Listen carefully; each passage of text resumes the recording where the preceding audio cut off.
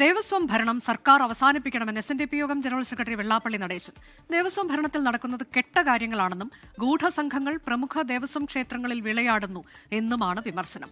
നല്ല ഉദ്യോഗസ്ഥർക്ക് ദേവസ്വത്തിൽ ജോലി ചെയ്യാൻ കഴിയില്ല എന്നും യോഗനാഥത്തിൽ എഴുതിയ എഡിറ്റോറിയലിൽ വെള്ളാപ്പള്ളി നടേശൻ വിമർശിച്ചു. ഷഫീദ് റാവുത്തർ വിശദാംശങ്ങളുമായി. ഷഫീദിൽ സർക്കാരിന് വിമർശനമുണ്ടോ?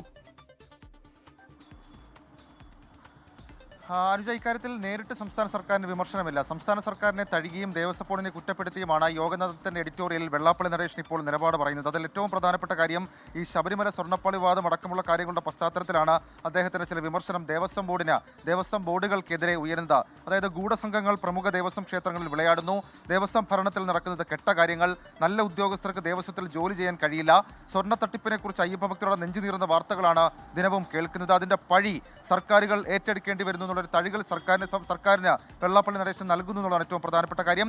ക്ഷേത്ര വരുമാനത്തിൽ ഏറിയ പങ്കും ജീവനക്കാരുടെ ആനുകൂല്യങ്ങളും ശമ്പളവും നൽകാനാണ് വേണ്ടിവരുന്നത്. കാട്ടിലെ തടി തേവരുടെ ആന എന്ന രീതിയിലെ ദേവസ്വം ഭരണം അവസാനിപ്പിക്കേണ്ട കാലമായി. ഈ വിഴുപ്പ് ഭാണ്ഡം ചുമന്ന് അതിന്റെ നാറ്റം സർക്കാരുകൾ സഹിക്കേണ്ടതില്ല എന്നുള്ള രാഷ്ട്രീയ ഒരു വ്യാഖ്യാനം കൂടി അദ്ദേഹം നടത്തുന്നുണ്ട്. ദേവസ്വം ഭരണ സംവിധാനം പ്രൊഫഷണലായ രീതിയിലേക്ക് മാറ്റാൻ ഇനിയും അമാന്തിക്കരുതെന്നും ഗുരുവായൂർ കൂടൽമാണിക്യം മോഡൽ ഭരണം സർക്കാർ പരീക്ഷിക്കണമെന്നും വെള്ളാപ്പള്ളി നടേശൻ ആ ലേഖനത്തിൽ എഡിറ്റോറിയലിൽ വ്യക്തമാക്കുന്നുണ്ട്.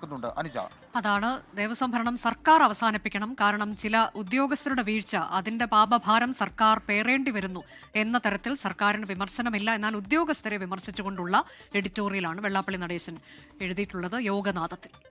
ലോകത്തെവിടെയായാലും ഏത് സമയത്തും 24 വാർത്തകളും ഓഗ്മെന്റഡ് റിയാലിറ്റി പാക്കേജുകളും എക്സ്പ്ലെയിനറുകളും വിശദമായി കാണാൻ ഞങ്ങളുടെ യൂട്യൂബ് ചാനൽ നിങ്ങൾക്ക് സബ്സ്ക്രൈബ് ചെയ്യാം.